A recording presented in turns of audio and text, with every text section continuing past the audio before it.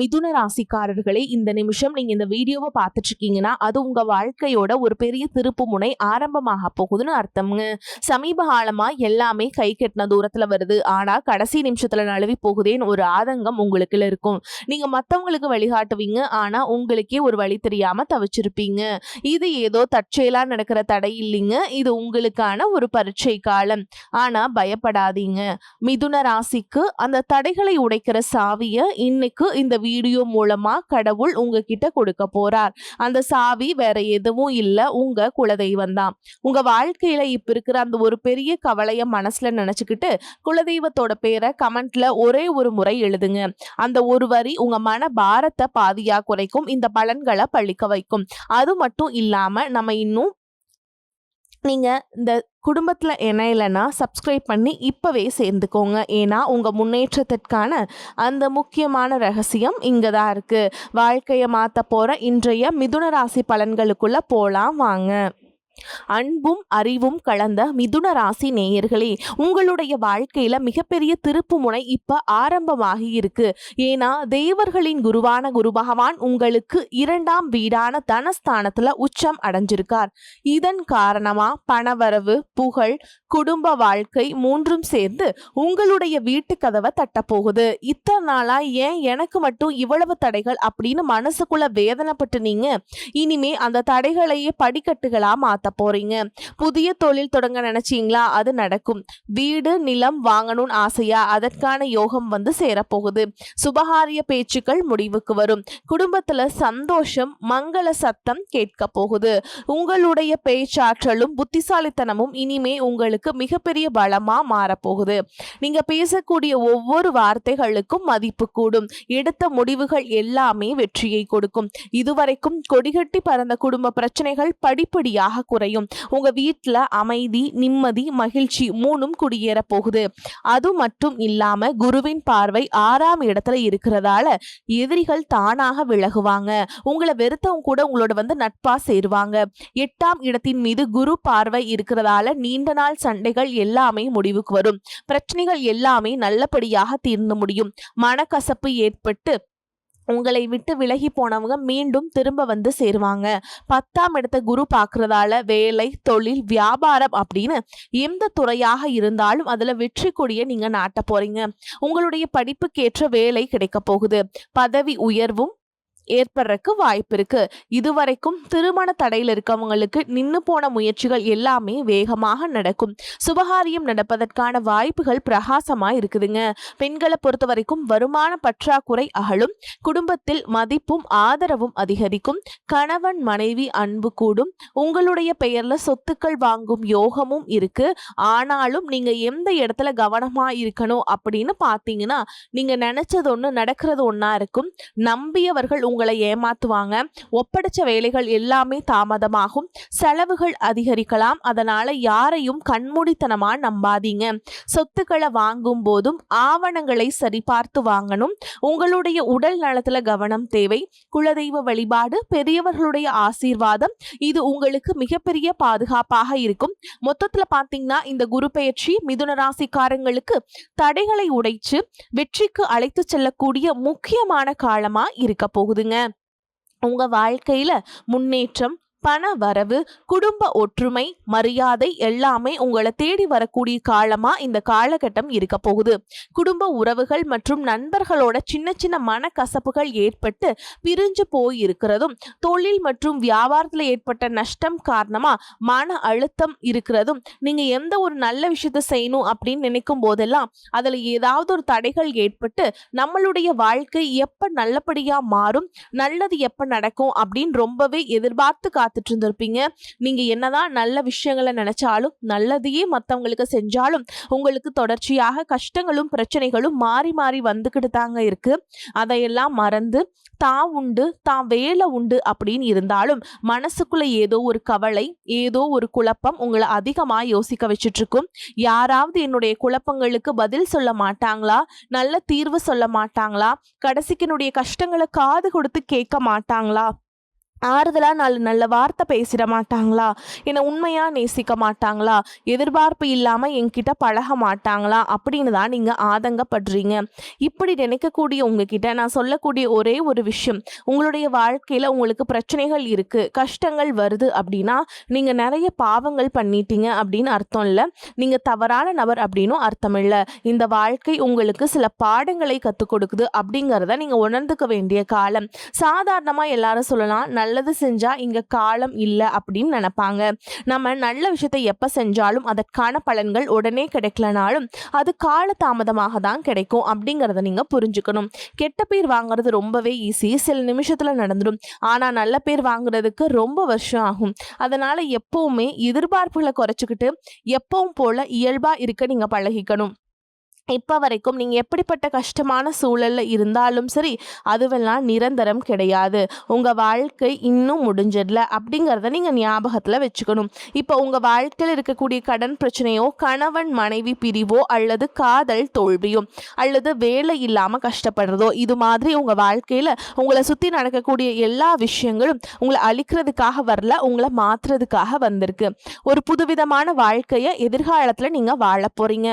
அதுக்கான ஒரு அடித்தளமாக தான் இதை நீங்க எடுத்துக்கணும். சிலருக்கு பார்த்தீங்கன்னா இந்த பிரச்சனை எல்லாம் கொஞ்ச நாளா இருந்தா பரவாயில்ல, ரொம்ப வருஷமா இப்படிதான் போயிட்டு இருக்கு, எனக்கு சுத்தமா நிம்மதியே இல்ல, என் குடும்பத்துல சந்தோஷம் இல்ல, என்னை எல்லாரும் ஏமாத்துறாங்க, எப்பவும் நான் மத்தவங்களுக்காக வாழ்ற மாதிரியே இருக்கு, எனக்கு பிடிச்ச சின்ன சின்ன ஆசைகளை கூட என்னால நிறைவேற்றிக்க முடியல, இதையெல்லாம் ஒரு நிமிஷம் நினைச்சு பார்க்கும்போது என்னடா இந்த வாழ்க்கை ஓடிட்டே இருக்கும், இதுவெல்லாம் எப்ப சரியாகும் அப்படிங்கிற கேள்விக்கு பதில் தெரியாம தான் இன்னுமே நீங்க ஓடிட்டு இருக்கீங்க.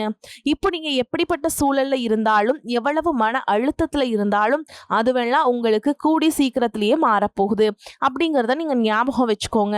சாதாரணமா 1 டிகிரி 2 டிகிரி படிச்சுட்டு வேலை இல்லாம சில பேர் இருப்பீங்க. சில பேர் தன்னுடைய படிப்புக்கு சம்பந்தமே இல்லாம குறைவான சம்பளத்துல தன்னுடைய குடும்ப கஷ்டத்துக்காக ஏதாவது ஒரு வேலையை செஞ்சுட்டு இருப்பீங்க. இந்த சுக்கிராதித்ய யோகம் காரணமா உங்களுடைய மனசுக்கு பிடிச்ச மாதிரியான நல்ல வேலை அதிகமான சம்பளத்தோட கிடைக்க போகுது.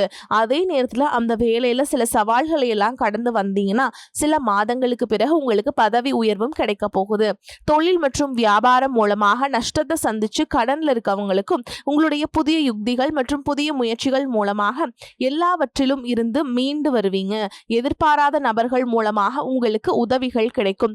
நல்ல வேலையாட்கள் கிடைப்பாங்க. உங்களுடைய பொருளாதாரம் உயரப்போகுது. குடும்ப வாழ்க்கை இனிமையாக இருந்தாலும் குழந்தை பாக்கியம் இல்லை அப்படின்னு கோயிலுக்கும் ஹாஸ்பிட்டலுக்கும் மாறி மாறி போயிட்டு வந்திருப்பீங்க. சரியான புரிதலோடு சரியான மருத்துவ சிகிச்சைகள் மற்றும் குலதெய்வத்திற்கு பொங்கல் வச்சு வழிபாடு செய்வது, ஆரோக்கியமான விஷயங்களை செய்யறதன் மூலமா இந்த வருடத்தின் இறுதிக்குள்ள நிச்சயமா உங்களுக்கு குழந்தை பாக்கியம் கிடைப்பதற்கான வாய்ப்புகள் இருக்கு. அப்படி உங்களுக்கு கரு உருவாகக்கூடிய சூழல்ல நீண்ட தூர பயணங்களையும் அளவுக்கு அதிகமா யோசிக்கிறதையும் முற்றிலுமாக நீங்க தவிர்க்கணும். இதை மட்டும் நீங்க சரியா செஞ்சுட்டு வந்தீங்கன்னா அழகும் அறிவும் ஒன்றாக இருக்கக்கூடிய குழந்தை பிறக்கும். இது நாள் வரைக்கும் நீங்க என்னதான் பாசிட்டிவா இருந்தாலும் உங்களுடைய மனசுல நெகட்டிவான எண்ணங்கள் வந்து எந்த ஒரு காரியத்தை செஞ்சாலும் அதுல உங்களுக்கு ஒரு முழு திருப்தி இல்லாத மனநிலையா இருந்திருக்கும். அதனாலே உங்களுக்கு மனதளவுல பல சோதனைகள் எல்லாமே வந்திருக்கும். உங்களுடைய கடின உழைப்பால உங்களுக்கு வருமானம் அதிகமா வரக்கூடிய சூழல் இருந்தாலும் வருமானத்தையும் மீறி அதிகமான கடன் வாங்கி செலவு செய்யக்கூடிய சூழல்களும் வந்திருக்கும். சில இடங்கள்ல மற்றவங்களுக்கு கடனா பணத்தை கொடுத்துட்டு அதை திரும்ப வாங்க முடியாம ரொம்பவே மன உளைச்சலுக்கு ஆளாகி இருப்பீங்க. இதனாலேயே குடும்பத்திலையும் சரி தொழிலையும் சரி உங்களுக்கு நிம்மதி இருந்திருக்காது. உடல் ஆரோக்கியத்தை பொறுத்த வரைக்கும் 50 வயசுக்கு மேல இருக்கவங்க ஏதாவது உடல் பிரச்சனை காரணமா மருந்து மாத்திரைகளை அதிகமா சாப்பிடுவீங்க. ஆனா அது குணமடையாம தொடர்ந்து பிரச்சனைகளை கொடுத்துக்கிட்டே இருந்திருக்கும். இனி வரக்கூடிய கிரக நிலைகள் காரணமா மருந்துகளோட இயற்கையான உணவு முறைகளையும் நீங்க எடுத்துக்கிட்டீங்கன்னா உங்களுடைய உடல் வலுப்பெறும். எல்லா விதமான துன்பங்கள்ல இருந்து நீங்க மீண்டு வர போறீங்க. உங்களுடைய வாழ்க்கையில மத்தவங்க அவங்களுடைய சுயநலத்துக்காக தெரிஞ்சே உங்களுக்கு சில துரோகங்களை எல்லாம் செஞ்சிருப்பாங்க. மத்தவங்க செஞ்ச தப்புக்கும் நீங்களே பழியேத்துக்கிற மாதிரி இருந்திருக்கும். ஒரு விஷயத்த நல்லா புரிஞ்சுக்கோங்க, சிலரை மாத்த முடியாது, ஆனா நம்மளை நம்ம மாத்திக்க முடியும். உங்களுடைய வாழ்க்கையில ஒவ்வொரு நிலையிலையும் ஒவ்வொரு நாளும் ஒவ்வொரு செயலுக்கும் ஒவ்வொருத்தருடைய விமர்சனத்துக்கும் பதில் கொடுத்துக்கிட்டு இருக்க முடியாதுங்க.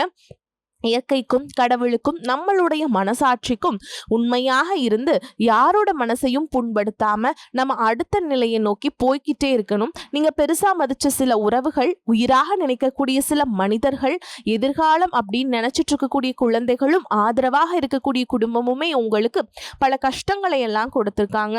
இவ்வளவு வழிகளையும் வேதனைகளையும் கடந்து இன்னமும் நீங்க ஓரளவுக்கு நல்லா இருக்கீங்கன்னா அதுக்கு மிக முக்கியமான காரணம் நீங்க கடவுள் மேல வச்சிருக்கிற நம்பிக்கையும் இதுவரைக்கும் நீங்க செஞ்ச நல்ல விஷயங்கள் தான் காரணம் அப்படிங்கறத புரிஞ்சுக்கோங்க.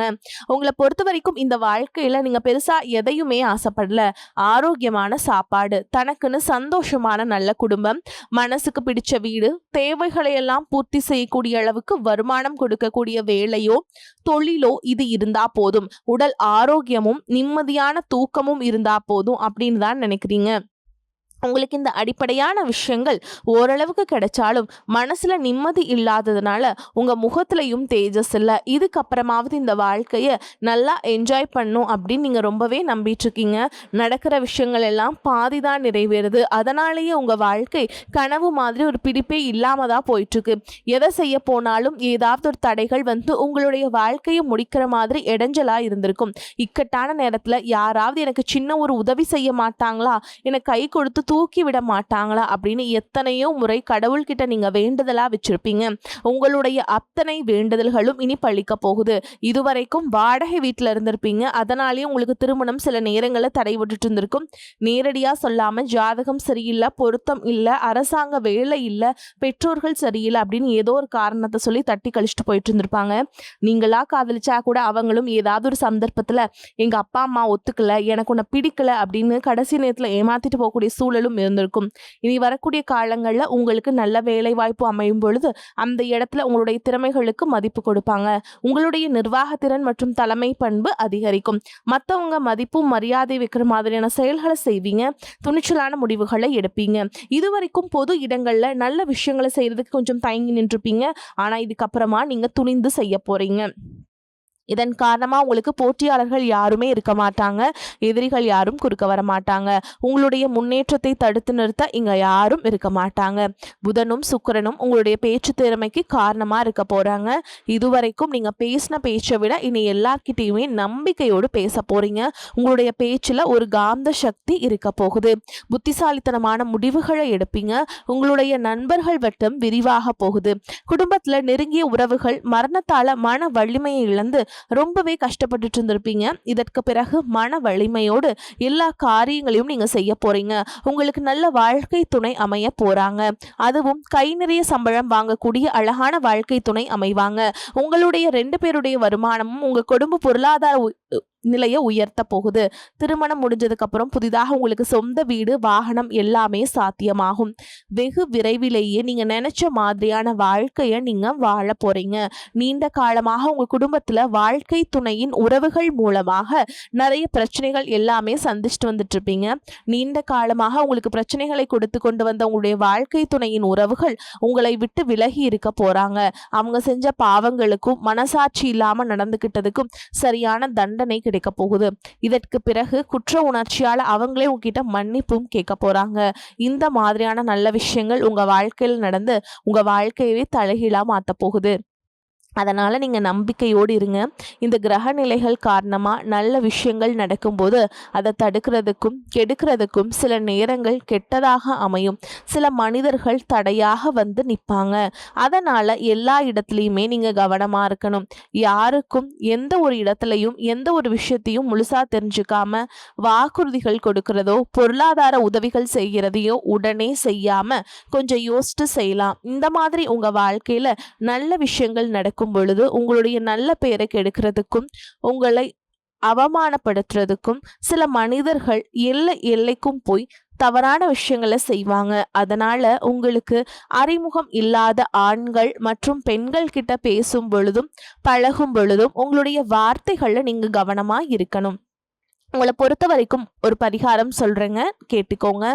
சனிக்கிழமைகள் தோறும் சனீஸ்வர பகவான வழிபாடு செய்யறது உங்களுக்கு ஏற்றத்தை ஏற்படுத்தி கொடுக்கும். அதே மாதிரி பிரதோஷ நாட்கள்ல கட்டாயமா நீங்க சிவனை வழிபாடு செய்யணுங்க.